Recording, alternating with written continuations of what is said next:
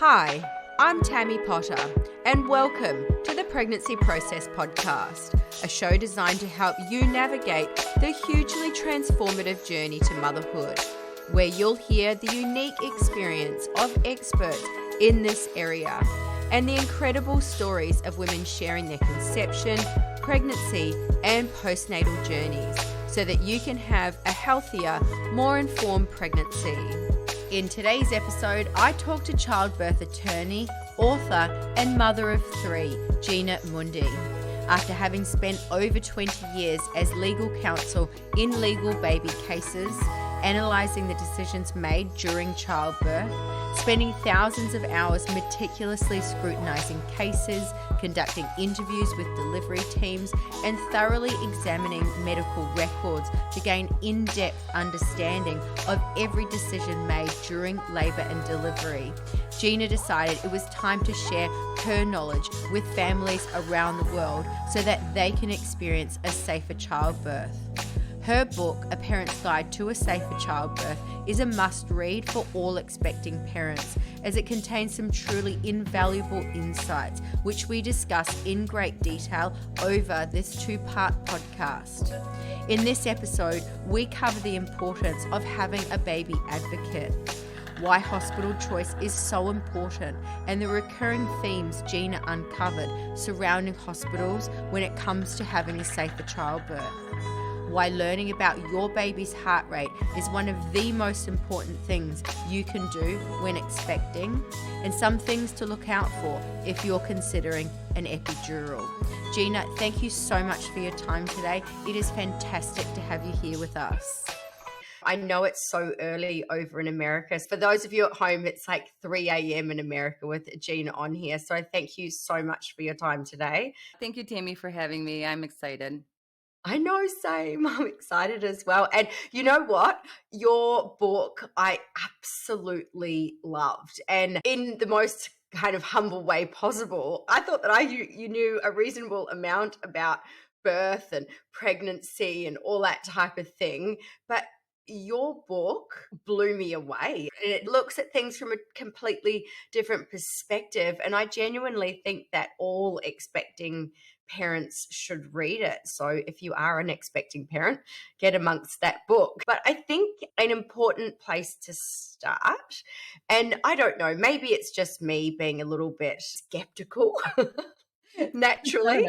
I think it's hard not to be a little bit skeptical about a childbirth attorney who works for the hospitals writing a book about birth. Do you mind if we start there and talk a little bit about your motivation for writing this book? Oh, absolutely. And Tammy, thank you for your kind words. I spent a lot of time writing that book. It was 14 months, thousands of hours, because I do have a different perspective on childbirth. It's a perspective that will help parents have a healthy baby. So when I hear these kind words, I'm like, okay, it was worth the 14 months, thousands of hours away from normal life. But basically, I just want your audience to understand what a childbirth case is. Mhm. During the birth of a child, something goes wrong and baby's not born healthy, or baby will pass away during childbirth, or mom will pass away during childbirth. So I've spent now almost 21 years on these cases as the childbirth attorney, coming in and finding out what happened, what went wrong, and more importantly, what should have been done so the parents could have had a healthy baby. So that's just my job in general. So just so everybody understands my perspective and where I'm coming from. But as you just said, yeah, I'm the attorney for the hospital, for the delivery team. Basically, what happened is, after about 19 years into it, and we had a near family tragic event. So I had a niece who was pregnant with our first child of the next generation. It's the introduction to the book, so I know you read it. But she had a really scary birth, and we went about 20 minutes not knowing if the baby was going to be okay. Now, that day that the baby was born, I was far away. I was 1,100 miles from Sam that day, which is in the book. But during that whole event, it just stopped me in my tracks. It took me out of the grind. It took me out of my legal analysis, because obviously when something went wrong, I started doing my whole legal analysis as a childbirth attorney on just what just happened. But then I stepped back and I'm like, wait a minute. I'm like, this is how the families feel in my cases. Because when I say the baby's not born healthy. The baby's permanently not healthy. I don't think I need to get into the details. So it's that very first moment. We were very lucky. We got word that the baby was going to be okay after 20 minutes or so. But during those minutes, you're just like, this is how the family feels. And it was an awful feeling because no decision now is going to change what just happened. So really, you can just sit there and you can hope and pray, and that's it. And it was such a scary feeling. So I had this almost like human experience where I'm just like, oh my goodness. And it took me to my kids. I have 3 kids. And I can tell you how my kids would be ready for childbirth given what I've done and what I've seen over the 21 years. The way I prepare my kids is way different than a family would traditionally prepare for childbirth.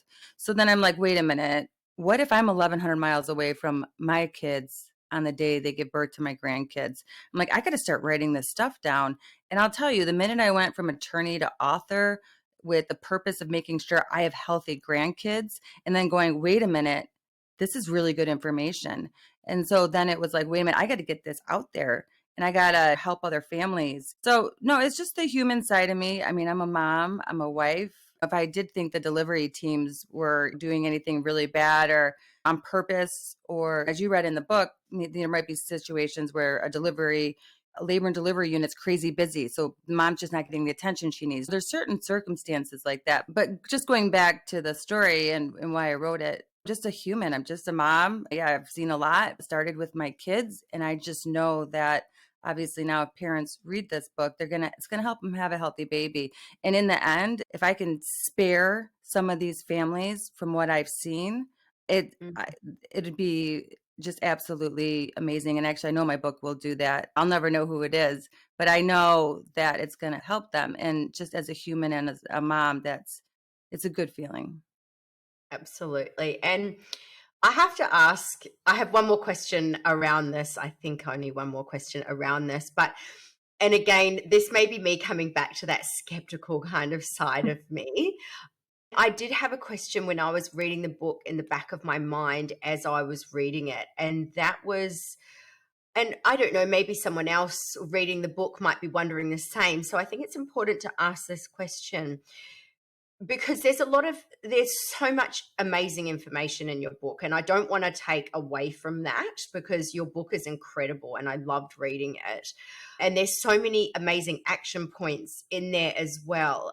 But there is one thing that I do really want to ask, and that's around if someone reads your book and actions all of the points in there, and we'll talk about some of these in greater detail, but would someone doing all these things and having all these conversations with the doctor and having read the book, would this change the outcome in court if something, heaven forbid, were to happen? Would the responsibility be more on the parent because they were more involved in the decision-making process? Or would there even be a case if something went wrong and they were using all of the action points in your book? Well, that's an excellent question. I've never been asked that before. Listen, every single labor and delivery is different. If it's a case that an attorney is taking on and it's going to court, because there are medical professionals that believe the doctor made a bad recommendation. So, listen, parents, they're still parents. While my book gives them a bunch of great information to make good decisions, there's still the doctor who can be professionally liable for giving a bad recommendation and the parent follows it. So you have my book to help you make those good decisions because in my cases, families are one decision or mere minutes from a healthy baby. So these decisions are huge. So if a doctor gives you a very bad recommendation, or maybe they don't give you a recommendation that they should be at a certain point in time, then that's where they can be liable if something goes wrong. So I don't think my book would not. My book would not come into play if there was a bad recommendation by a doctor and the family was like, okay, I'll do what you say, doctor, and something went wrong. My book shouldn't come into play in a court case like that. Right. I guess that's probably my naivety in what childbirth cases actually pertain, right? So I was like, I wonder if this would make any changes. So thank you. That really made sense. Like I've said, I've read your book and I loved it. And You mention a lot in the book how important it is to have something called a baby advocate. Can you describe from your perspective what the role of a baby advocate would play at the birth? So baby advocate is like a second set of eyes on you and baby. So Hmm. listen, you have husband there. You might have grandma, soon to be grandma. You may have your best friend. You may have your aunt, whoever it is. And they're excited. Everybody's excited. Baby's coming. So I think it's very important to, hey, you're going to be there. You're just as excited as me. I'm just going to give you a job because as pregnant mom, I need to focus on physically and mentally delivering this baby. So in the book, chapter 7, I wrote baby advocate and what that is. And basically, they can help communicate with the delivery team. They can sit and help you with decision making and whatnot. But I think the most important part of that chapter is the end. And that's where I'm like, okay, I recommend a baby advocate. And here is what your baby advocate needs to know. And this is how you need to prepare your baby advocate. It's like you're giving them a job. So if you have somebody starting a new job, are you just going to stick them on there with no training? No. Well, you have my book now. So now you can give them an official job, read this, and they should be able to then work with you just to make sure that you stay calm. So let's say you're not a fan of your nurse, which happens. And listen, I love Mhm. labor and delivery nurses. I think they're amazing people. But like in every profession, you got some bad apples. So if you have a bad apple labor and delivery nurse as mom in labor, you should be able to look at your advocate and be like, out with the nurse. And then you go back to what you need to do because you're going to be focusing, you're going to be like working through contractions, sitting in weird, position, whatever you need to do, and let them handle it. So it goes just over what an advocate can do, but having that second set of eyes on baby is just absolutely huge because listen, your delivery team, especially if you walk into a busy unit, they're running hard, they're running thin. So just having that somebody else keeping an eye on baby's heart rate or helping you communicate will just help everything go more smoothly. It's amazing that you just mentioned getting rid of, say, a nurse that you're not, I don't know, vibing with, shall we say, because it's really clear how, with that whole fear, tension, pain cycle, and the people around you at your birth can actually stall your birth and stop it from progressing. So, something that you may think wouldn't be that important, like maybe you're not vibing with the nurse, actually having someone that can step in and say, actually, this isn't helping, can we maybe swap them out for someone else, can have such a significant difference in how the birth is progressing. Now, you just mentioned something there which is probably a perfect segue into our next question, and that's around hospital choice and having an awareness around a number of factors, which were again another recurring theme in your book. And there were a few that really stood out for me. And one of them was talking about the labor and delivery unit being really busy. Why is this so significant? Well, listen, babies come when babies want to come. So that's what you have to realize as an expecting parent. So a busy labor and delivery unit can happen like that. And what's important about that is obviously they're running hard and they're running thin. And you're just not going to get the attention that you may need at that point in time, especially if there might be concerns about the baby. I talk about in the book a very in general case, but just to give like an example, there was one case where a mom came in and they got her in a room. They started the fetal heart rate monitor and there were concerns about the baby. They did Mm-hmm. some testing, some intervention, but it was a very busy day on the unit and they were reassured enough to where they left mom in the room. Well, mom, dad, grandparents, everybody's in the room and the baby's heart rate stops graphing. And the family does not, they would have, but they didn't, my book was not around, but this is a lesson that we can learn from a case, for instance. But if they had known the importance of the baby's heart rate, when there's a concern about your baby, the best way to tell how your baby is doing is their heart rate. Baby is inside you.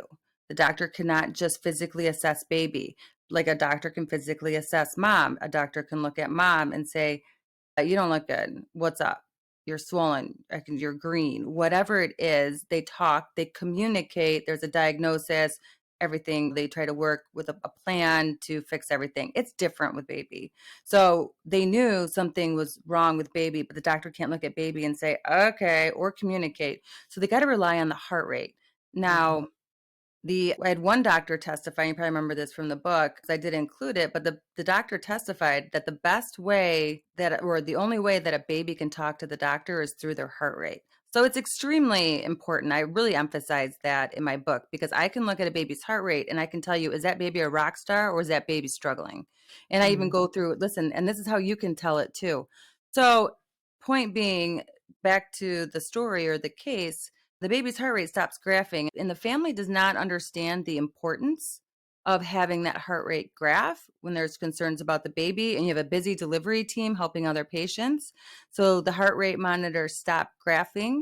Later on, a nurse came in and was like, oh, we lost the baby's heart rate. Let me get it back.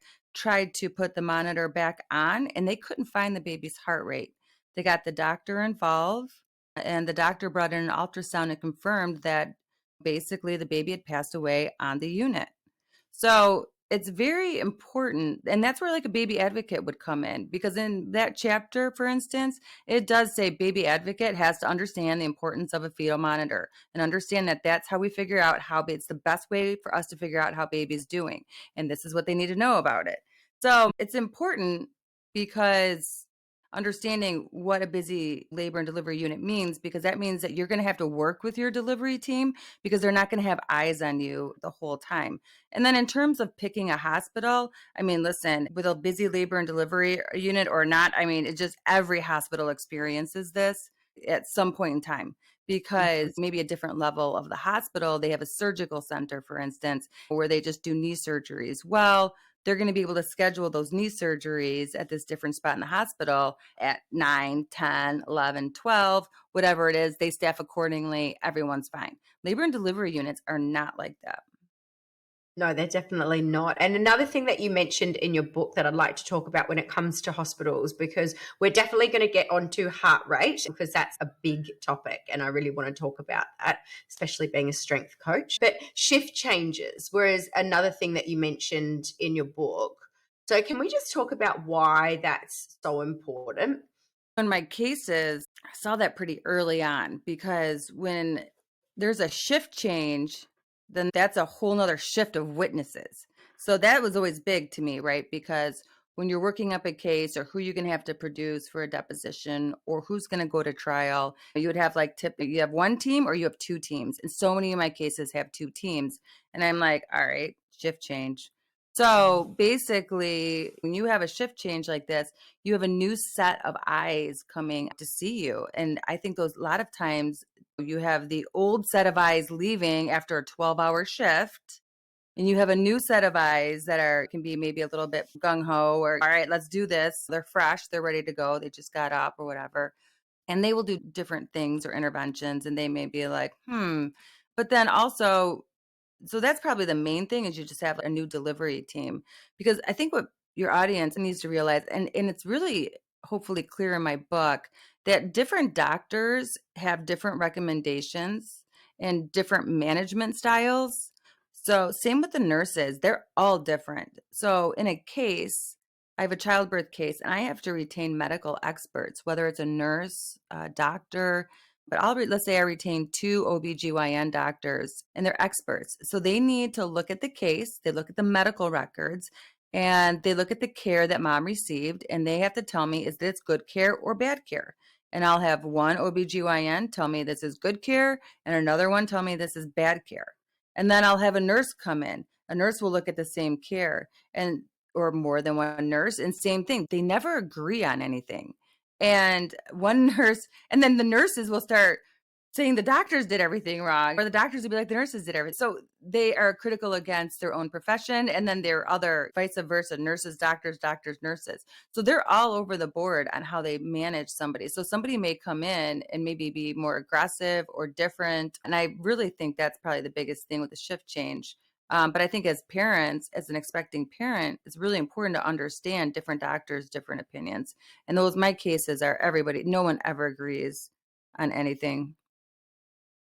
I And I shouldn't guess, say that. I shouldn't say nothing, but there are just, I'm constantly, let's say I'm preparing a case for trial.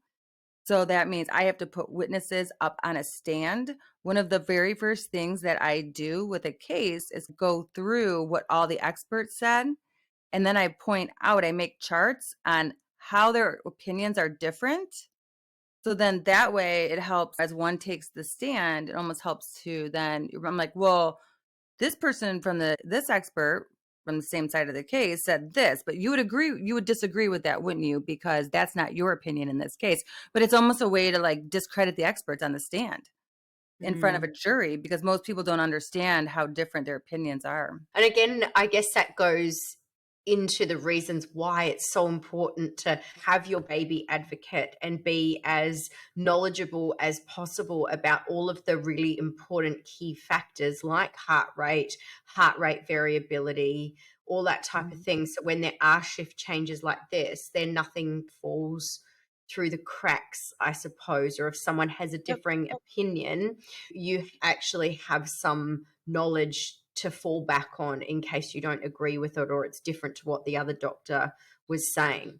But then I guess at the same time, it gives you the opportunity to maybe, if you weren't really sure about the path one doctor was taking, if it shift changes, you can maybe get a different opinion, I suppose. So there's always positives and negatives to it. This is actually really important. I should have included this. So early in my career, I was very confused on why there were such different opinions. And I would take the deposition of an expert early on in my Mhm. cases because of these difference of opinions. And I was very confused on why there were so many different opinions. And I would ask the doctor, why do you have such a strong opinion about this certain subject, but this other doctor completely agrees with you? And and most of the time, the doctors were like, the other doctor is absolutely wrong. They're basically crazy. And I'm like, what? So going back now as the patient, if you have a disagreement with your doctor, they may look at you like you have no idea what you're talking about because that's the way they even treat their colleagues sometimes. So it's really important that you understand that if you have a different opinion than your doctor, there may be another doctor out there where your opinions line up a lot better. And it's really important to make sure you do find that right doctor. But there's so many times they're like, nope, the other doctor is just wrong. They have no idea what they're talking about. But then I would ask the other doctor, and that's what they would say about the other doctor that just said that about them. Now it's very second nature. I just understand that they have different opinions. So sometimes I'll approach it with like, hey, if I'm talking, are there two schools of thought? Is there anybody who may think differently than you? Whether you agree with it or not, are there two schools of thought? Okay, there are two schools of thought, but okay, now give me your opinion based upon your knowledge, training, and experience. So basically, if a doctor does not agree with you, do not, under any circumstances, think that you are wrong. Mm. I wish that even before going into having children, people knew about all this stuff because, like you were saying, there are doctors out there that would be more aligned with your values and all that type of thing. And if you knew all this stuff when you were out there looking for an obstetrician or a doctor or a nurse or whatever, your healthcare provider, and you already knew all this type of thing beforehand, then it would make sure that you're so much more aligned with your healthcare providers. So I wish people knew this stuff before they fell pregnant. Maybe in the conception period, they started like doing all this Yeah. research rather than leaving it till later. But I really want to talk about heart rate because being a strength coach who is obsessed with my own heart rate Yeah. and heart rate variability, and I track it all the time. Uh-huh. I found the section of your book on heart rate monitoring absolutely fascinating.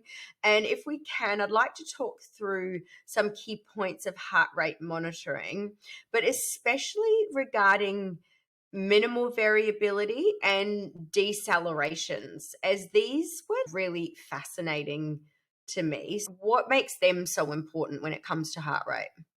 We better tell them what variability is. So listen, next to your bed, well, we'll tell them about the fetal heart rate. Next to your Mhm. bed, the baby's heart rate graphs. Mhm. And it should look like a straighter line that's just wiggly. So your variability are the fluctuations going up and down. So there's a line, and then you'll see it goes up, down, up, down. So if it's going up and down just minimally, that could be the baby sleeping.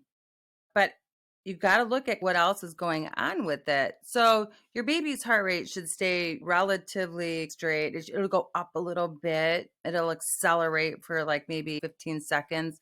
That's excellent. That's called an acceleration. As baby lawyers, we love accelerations because that means that your baby is most likely well oxygenated, which is very important. You want a well oxygenated birth or baby because birth is tough on babies. So if Mhm. you have your baby's heart rate and it keeps dipping down, so you have a baseline. So your baby, you'll have this like normal range baseline. And again, this is in the book. And I try to describe it as simple as possible. But if the baby's heart rate keeps dipping down, then the delivery team should be like, because usually if the heart rate's dipping down, baby is struggling inside for some reason. So you have, for instance, a contraction. So a contraction actually, I don't think most people realize this, squeezes a baby and stops the oxygen to the baby. Listen, completely normal. Babies are meant to handle contractions. It's okay. They're made for contractions. So do not freak out when you hear this. But I've had doctors explain it, and that's how I explained it in the book. When you have a contraction, they're like, think about it. It's like when you go underwater, like that'd be like during the contraction releases or goes down, stops, and it's like coming up for air. So if you, for instance, you look at the bottom of the graph and you'll be able to see your contractions. But if you see your contractions are going up, that means everything's squeezing down on baby right there. And if baby's heart rate starts dropping in response, that means baby doesn't like contractions. Now, that happens a lot during labor when there's Pitocin and mom's being induced because those are like artificial contractions. And if the drug is making mom contract too much, that might be babies might be like, stop. So then there's ways that the delivery team knows how to respond and so forth. But yeah, decelerations are really important because that could be a sign that baby is struggling. So then if you have a baby's heart rate which keeps dropping, the variability that goes up and down is what's slowing down, then that would be, and again, this is all explained in more detail in the book. I think if I explain in too much detail without a graph or something, it might be confusing. But yeah, that'd be something that your delivery team should be addressing. But it's just simple things like that if parents know, a baby advocate knows. But if that delivery team's busy, they may not see what's going on. And you can be like, call button, nurse's station. Hey, we're having some decelerations. And I noticed that the baby's heart rate variability it's not really good right now. Maybe there's no accelerations. You don't see any times where the baby's heart rate's going up. So yeah, those are important. And I'll tell you, as a baby lawyer, the first thing I learned was how to read a baby's heart rate. I don't know what's up with the medical community, but they definitely want to leave the baby's heart rate to their interpretation. And I am like, listen, I'm a non-medical person and I learned how to read the baby's heart rate in an hour. So it's very important. It is not hard. It might look, when you look at it initially, and you may have to read my chapter twice. But by the end of that chapter, if you focus on it, you're going to understand how to look at your baby's heart rate and determine whether your baby's doing great during labor or starting to struggle. And that's when decisions need to be made depending on what's going on with your individual labor. And I also feel like what you were mentioning before in terms of pushing the call button, if you can see things happening, I'm certain that you will be taken, or your birth path, your birth would be taken a lot more seriously if you or your baby advocate was sitting there actually watching what was going on and having a reasonable understanding around what's going on that heart rate monitor, and contacting them if they see things which aren't consistent to what they know to be right in their knowledge as a layperson. Oh, yeah. No, I had a labor and delivery nurse before I published my book go through it. Because you can remember, a labor and delivery nurse, they're your bedside. They're with you like most of your labor. They're the first line of communication to your doctor. It's their eyes that are supposed to be staring at the baby's heart rate. But anyway, I had her go through my book, and she was like, I remember that phone call. She went through my book, and then she was like, okay, let's talk. And I'm like, I hold my breath. I'm like, hello. And she's like, Gina, if moms just knew this stuff before they came in for childbirth, my job would be so much easier. I mean, she is the biggest promoter of my book because she's like, if parents would know this, she's like, oh my goodness, we could just easily work together. Life would be great. So yeah, they're going to take you more seriously. And here's the deal. You're going to speak their language. There is like a lingo to labor and delivery. So if you can speak their language, oh yeah, more streamlined communication, more direct. They're going to respect you. They're going to respect the fact that you're prepared. You're ready to go. And I've had other labor and delivery nurses. I was on Instagram and I was tagged in a post and I'm like, what's this? And it was another labor and delivery nurse. And she was like, everybody must read this book. So she's out there on Instagram trying to get everybody to read this book because the same thing, it's going to make her job a lot easier. And she knows that if people read this book, there's going to be more healthy babies because Well, their there's people are going going to to be be more working to 13. understanding. It's going to be more cohesive, more Mhm. understanding. People would be talking the same language and they won't be having to explain things on the fly. If something is going wrong and they need to try and explain it, it takes away that time and communication. So rather than having to explain what a deceleration is or what's wrong with minimal heart rate variability, they're already prepared. So they can be like, if they see it or you see it, they can be like, okay, your baby's heart rate is decelerating too much. And you'd be like, oh, okay, I know that that's serious. Or we're seeing Mhm. minimal variability. Oh, okay, I know what that means. Rather than then in the heat of the moment having to actually communicate and try to explain in detail what that means and why it's so important and the next steps based on that. So almost if there is an issue, it means it takes away that explanation time and it's the process, I suppose. Oh, Mm. 100%. Because listen, if there's concerns about your baby, it is not concern for baby C-section. No, it doesn't work like that. When there's a concern for the baby, it's test and intervention time. Okay, can we improve the situation? Is baby on the cord? Because again, baby's inside you, so we don't really know their environment in there. And I can tell you, and if it's after mom's water broke, that changes the whole environment. So they'll do test interventions like, okay, do we need to do a C-section? Do we not? Can we fix this? And whatnot. So it's a process, 100%. And I talk about this in the book, but it's a process. And babies and families and everybody gets into trouble when that process takes too long. So if you can intervene and you can understand what your team is saying and you can make quick decisions together, it's absolutely huge. Like I just explained at the beginning of the podcast, these families are minutes from a healthy baby. Minutes. Minutes. So it is so important to have a good idea and understanding so you can move quick with your delivery team because as mom, you are the decision maker. No one can do anything without your consent. There's no C-section. There's no put you on your side, start oxygen IV, nothing. They can't do anything. So they have to sit and explain it to you. So Mm. yeah, now you get it because you read my book and it's going to be like go go go if that's what you need. Because again, my book's not so much about what can go wrong. It's how to make sure it goes right. Absolutely. And there's action points and it's very clear. I'm a huge fan, don't you worry. I'll be Appreciate it. telling everyone to read that book. But a few other things about heart rate monitoring and that type of thing, mostly around internal heart rate monitoring, because I know that you're super pro internal heart rate monitoring. And in terms of this, and this is going to be a bit of a long-winded question, but we know that mothers who are able to be really active participants in their births by moving around and changing positions have better births. And how do you balance the two when internal heart rate monitoring essentially leaves the mum immobile, like on her back, which we also know delays labor. And interestingly, just before I came onto the podcast today, I was reading a study about the use of a fitball during labor can almost reduce the labor time by almost 3 hours. I think it was 179 minutes to be exact. But, Wow. that's quite a lot.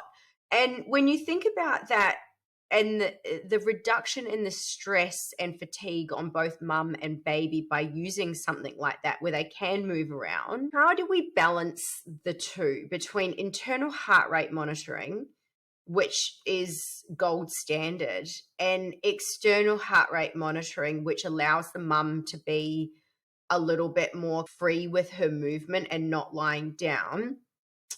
From my perspective, I would look at it and be like, okay, would you be better to go external heart rate monitor?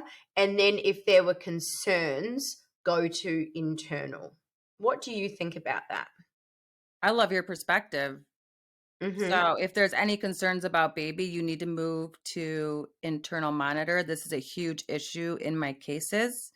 So basically, there's three types of monitors. There's the external one, where just that big belt that goes over your belly. Then there's the internal. And just so parents understand, internal kind of connects to the baby, basically your baby's scalp. There's a wire your wire in between your legs that goes to a machine.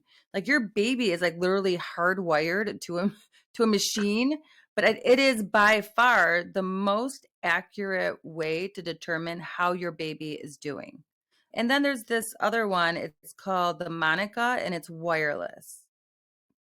But it's funny because people have said that in the reviews too, that I'm really pro internal. And I'm like, I try to make it as objective as possible and leave out my opinions on it, but apparently they shine through. And again, it's because of what I've seen in my cases, because a lot of doctors will come in and be like, hey, they should have put an internal in. Had they done that, they could have seen that this baby was struggling and delivered the baby earlier, and the baby would be completely healthy. So you got to remember, I've been hearing this for over 21 years. And again, my perspective, because of what I've seen, it can be a lot different. I do like yours for sure. If you're a low risk patient, your baby seems to be doing just fine.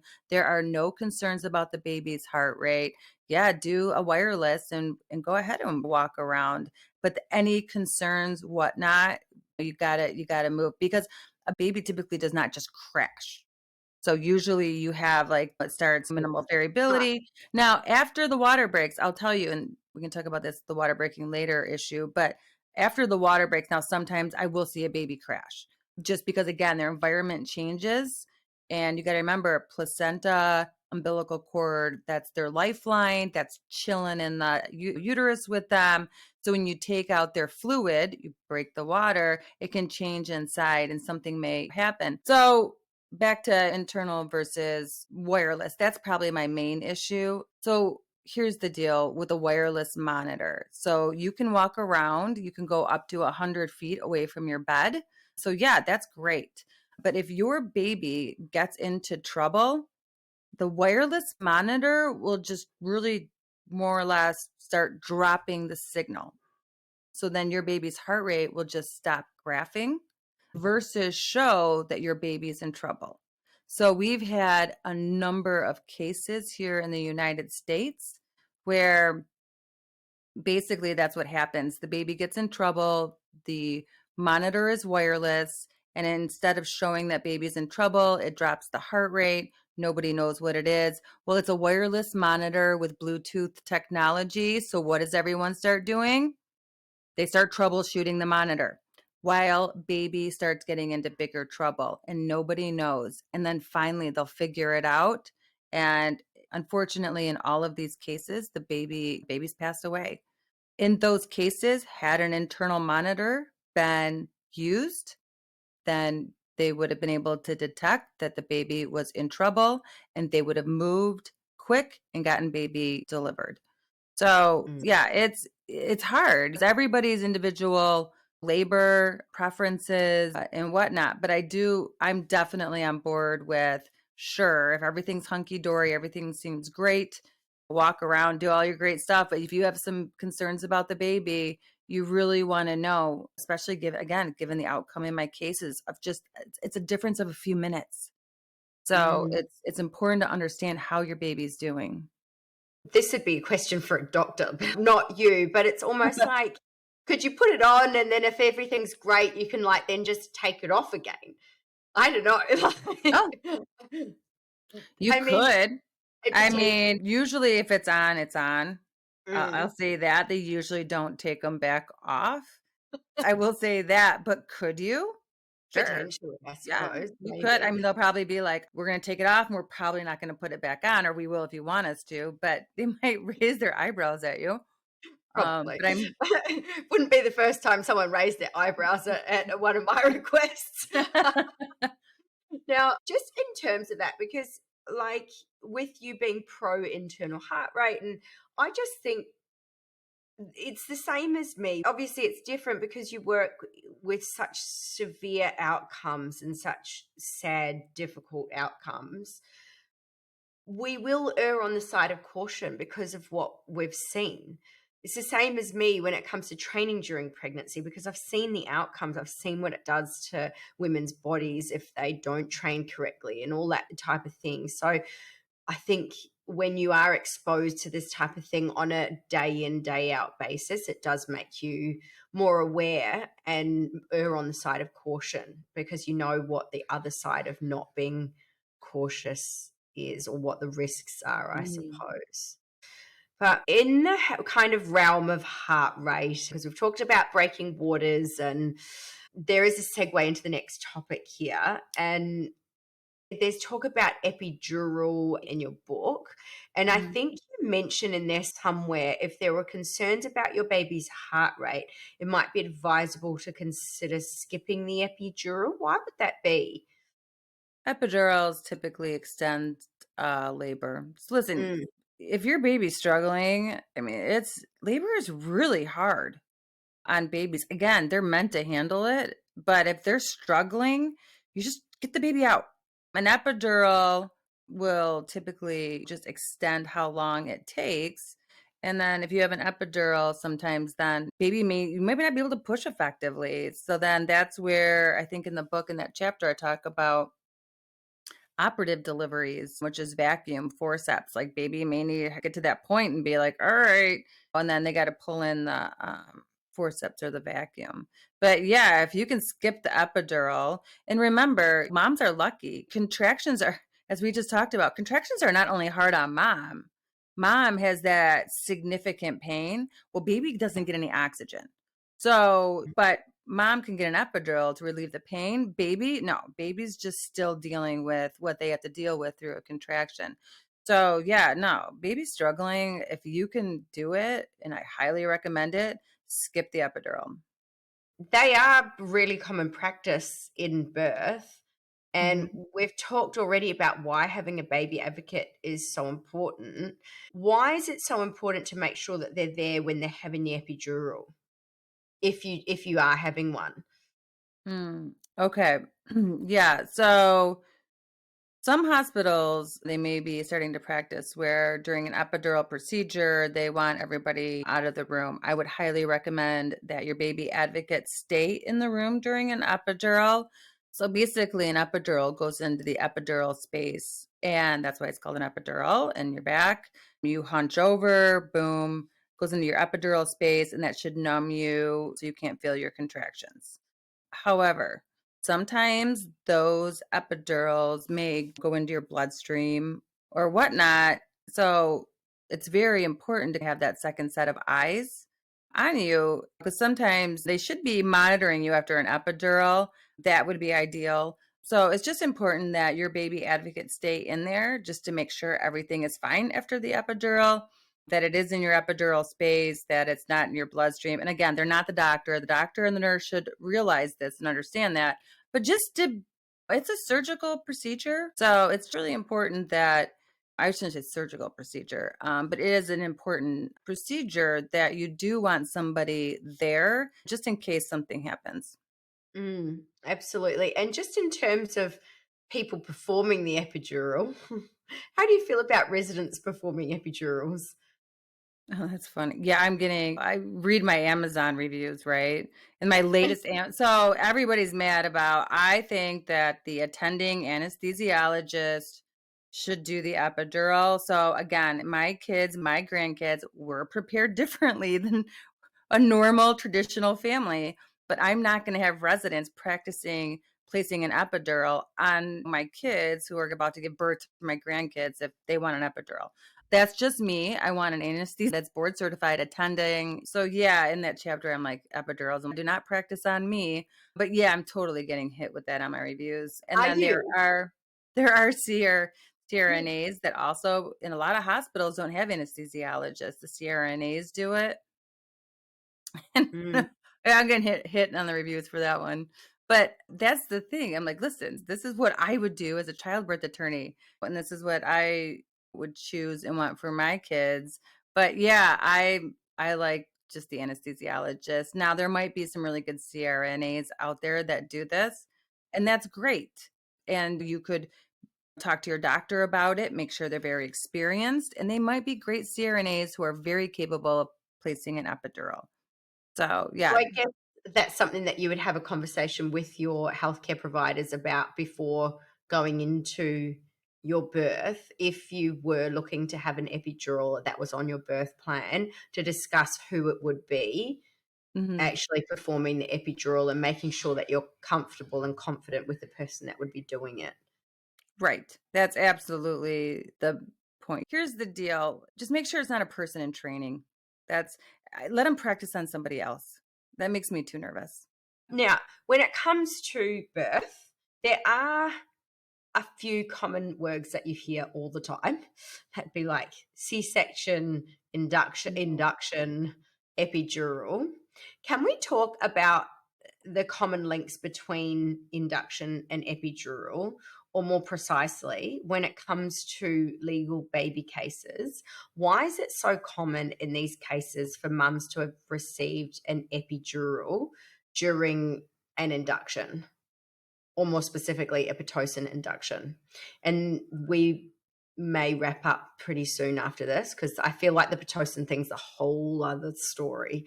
It is. It is. It is. So we'll leave your audience with this. So, Mm. chapter 11 of my book goes over the most common facts and issues in a legal baby case.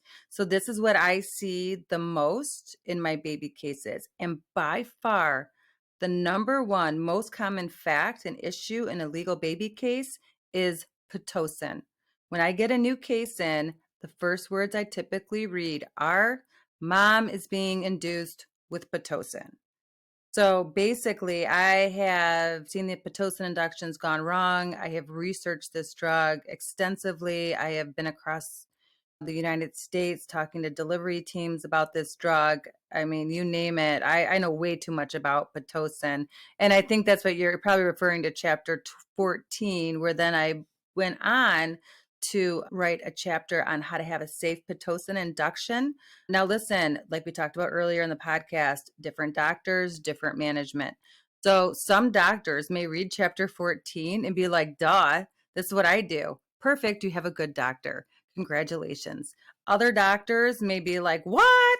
So this is what I've seen. So if my kids want a Pitocin induction, this is what I would tell them, and this is how I would want it done, and what I would want them to realize before they made that decision. Now, it's important to understand that, very similar to Sam's story, my niece, we didn't talk about this, but it's in the book. When she walked in that day to labor and delivery, there were concerns about the baby. She was only 38 weeks at that point. So they're like, listen, you need to have the baby. Here's your two options: C-section, Pitocin induction. Well, she didn't want either, and she wasn't ready for either. She just wanted to go naturally. Well, that wasn't an option anymore for her.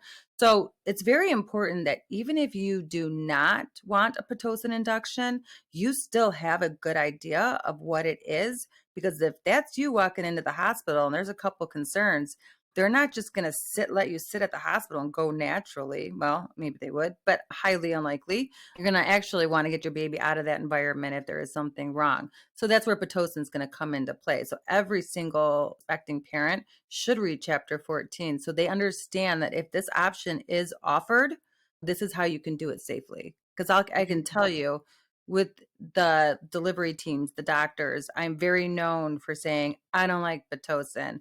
And the doctors are always like, Gina, it's fine. And I'm like, okay, but it's in all of my cases. So, but I get it. Sometimes that's necessary because the only other option is major abdominal surgery. So I get it.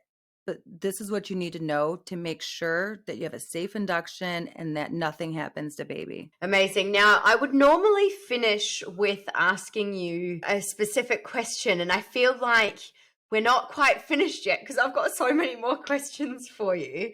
My last question would normally be what the one thing that you wish all mothers knew before having a baby. But I feel like that is your book. So like, I feel like the answer to that question would be read the book. Well, I can tell you that's a great, I can still answer that one because we haven't talked about it yet. And I do think it's really important. So the first chapter of my book are all of the lessons from the baby cases.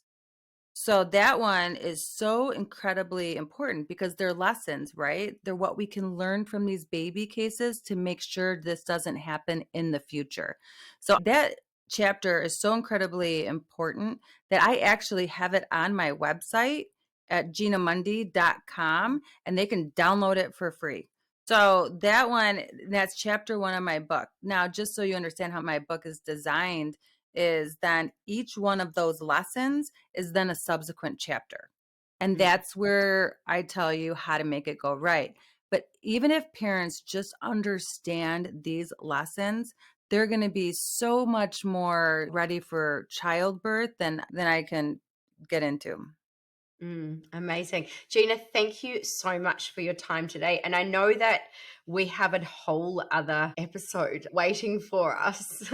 Yes, I'm looking forward to part 2 for sure. Pitocin. So thank you so much for your time today. I really, really appreciate it. Thank you for having me, and I'm looking forward to part 2. And if you're hearing this message, I want to say a huge thank you because it means that you've listened to this entire episode. Of course, if you have any questions about the things that we covered in this episode or want to know more about me or my other projects, you can find me on YouTube and Instagram at The Pregnancy Process. For those currently in their conception or pregnancy journey, you can actually apply to join my complimentary but private community, the Preggy Training Crew. And you'll find my community application and social media links in the episode description. And of course, if you enjoyed this episode, I absolutely encourage you to share it with other women just like you. And I look forward to seeing you in the next episode.